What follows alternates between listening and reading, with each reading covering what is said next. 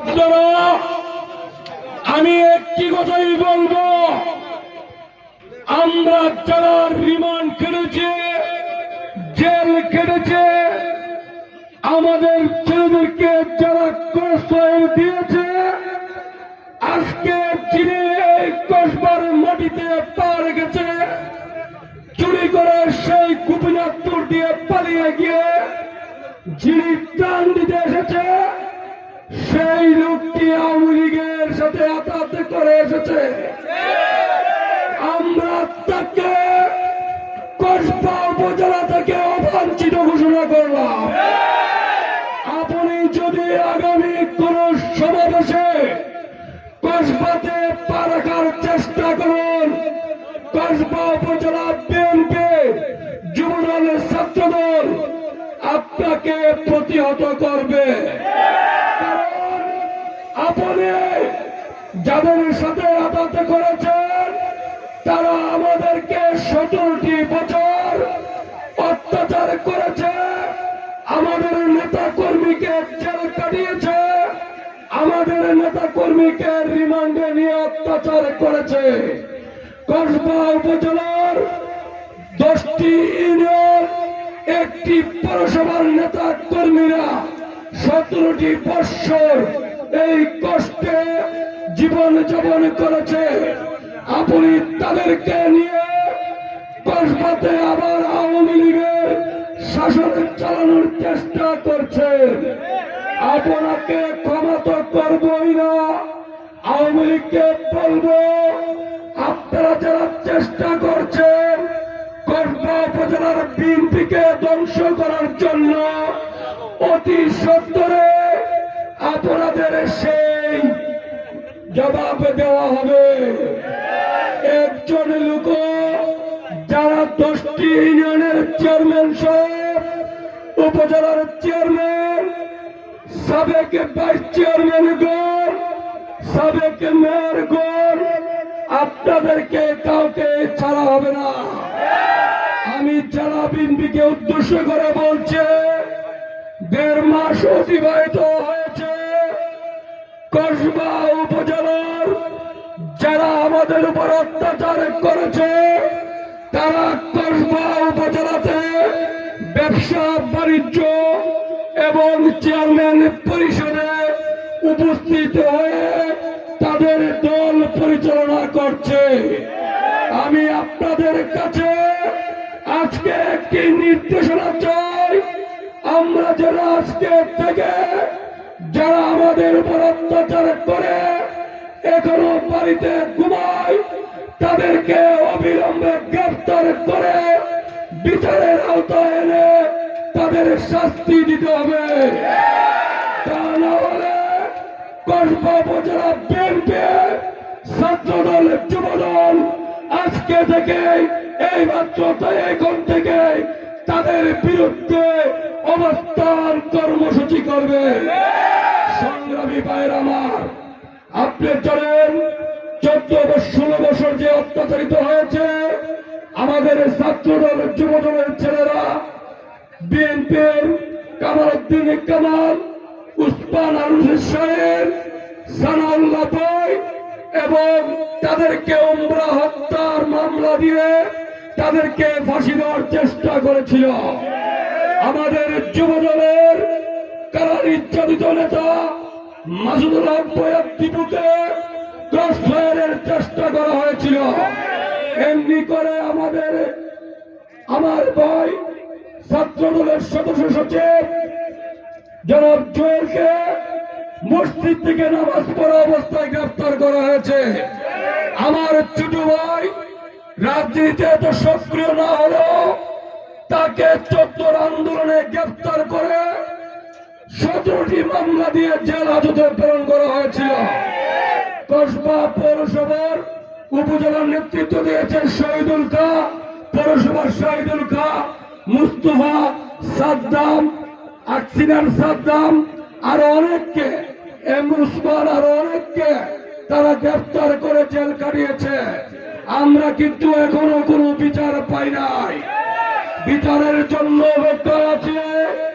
যাদেরকে অত্যাচার করেছে আমরা আপনাদের বিচার না করে এই বাংলার মাটি থেকে যাব না, আমরা করে ফিরবো না। সৈদাবাদ কলেজের সাবেক আহ্বায়ক, সাবেক সভাপতি, 14 আন্দোলনের রিয়াদকে শেখ হাসিনার ছবি বাংলার মামলা আসামি দিয়ে তাদেরকে সাজা দেওয়ার চেষ্টা করেছে। এই মামলাতে এই ইউনিয়নের অনেক ছেলের আসামি আছে, যেমন মসজিদপুরের রানা, তাকে পর্যন্ত এই মামলাতে আসামি করা হয়েছে। আরো অনেককে আপনারা জানেন, গত আন্দোলনে আমাদের ছাত্র নেতা সিরাজুল ইসলাম ইবুকে গ্রেপ্তার করে তারা হাতে হাতে ধরে তারা পুলিশের হাতে সুপর্দ করেছিল। আমরা আপনাদেরকে বারবার বলছি, আপনারা উপরে কথা বলুন। এই জায়গা যারা করেছে, প্রত্যেকটি ইউনিয়নের যারা করেছে তাদেরকে গ্রেপ্তারের আওতায় আনতে হবে। আমি বক্তব্য বেশি দীর্ঘায়িত করব না। আমি সেই সাবেক নেতা যার বয়স 100 বছর প্রায়, পাগল হয়ে গেছে এমপি হওয়ার জন্য, মন্ত্রী নাকি হবে। আমি আপনাকে বলবো, আপনাকে আমি চ্যালেঞ্জ ছুড়ে দিলাম, আপনি প্রমাণ দেন কসবার মাটিতে 10 বছর আপনি এসেছেন কিনা। আর আরেকজন আছে সাবেক কি নেতা, যে নাম, তার নাম আমি বলবো না, আপনারা বুঝে নিন, সে বিলুপ্ত হয়ে গেছে। এই বিলুপ্ত প্রাণীর কথা শুনবেন না। সে কি করে এখন সবাই আওয়ামী লীগকে ফোন দেয়, প্রত্যেকটা ইউনিয়নে, প্রত্যেকটা ওয়ার্ডে, পৌরসভায় ফোন দিয়ে তাদেরকে আওয়ামী লীগকে ফোন দিয়ে মুশফিকুর রহমানের পক্ষে মিছিল দেওয়ার চেষ্টা করে। জেলা বিএনপির আজকে তাদেরকে দাওয়াত করা হয়েছিল আইন শৃঙ্খলায় এই সমাবেশে উপস্থিত হওয়ার জন্য, কিন্তু কয়েক বছর ধরে আমরা দেখতে পাই জেলা বিএনপির কোন সমাবেশে তারা উপস্থিত হন না। যেমনি করে আজকে যারা জেলা বিএনপির আজকের এই সমাবেশে উপস্থিত হন নাই, আমি আজকের মধ্যে তাদের বহিষ্কার দাবি করছি। তাদেরকে বহিষ্কার করতে হবে, তা না হলে কসবার রাজনীতির পরিস্থিতি শান্তি ফিরে আসবে না। কারণ তারা আওয়ামী লীগের সাথে মিলে আমাদের আন্দোলনের বেগাতে ঘটিয়েছে। এখন আওয়ামী লীগের সাথে মিলে সভা মিছিল প্রোগ্রাম করে এবং জায়গা দখল, বাড়ি দখল, চাঁদাবাজি, ব্ল্যাক স্মাগলার নিয়ে ব্যস্ত থাকে। আপনারা জেলা থেকে একটি টিম গঠন করুন, কারা কারা জায়গা দখল করেছে তাদেরকে দলীয় আইনে বহিষ্কার দাবি করছে। সংগ্রামী ভাইরা আমার, আমি আরেকটি কথা বলবো। কবির আহমেদ ভূঁইয়াকে অনেকে প্রশ্ন করে, কবির আহমেদ ভূঁইয়া হলো কসবা আখাড়ার গর্ব। কসবা আখাড়াতে ওনার ভাই তারেক রহমানের সাথে আছেন, আমাদের সর্বক্ষণ খোঁজ খবর রাখেন। আমরা ওনার ভাই, বড় ভাই কবির আহমেদ ভূঁইয়ার রাজনীতি করি।